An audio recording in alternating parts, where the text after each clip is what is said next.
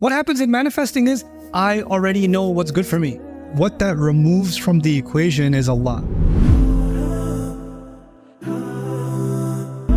First of all, thank you. My question would be if manifesting and meditating is acceptable in Islam.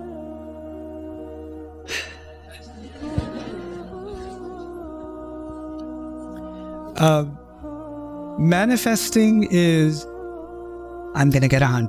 I'm gonna get 100. I'm gonna get 100. I'm manifesting, and it's gonna happen.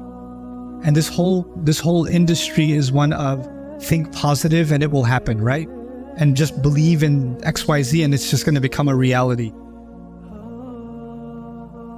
What that removes from the equation is Allah, right?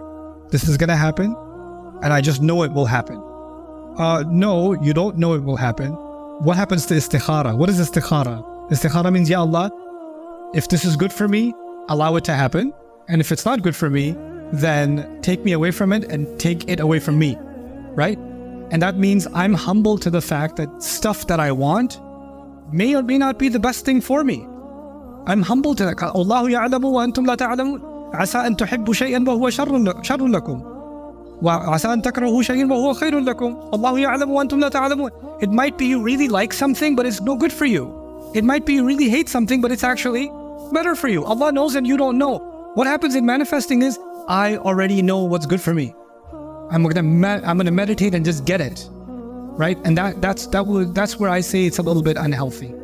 But should we have a positive attitude and Allah will see us through for what is best? Yeah, that we should have.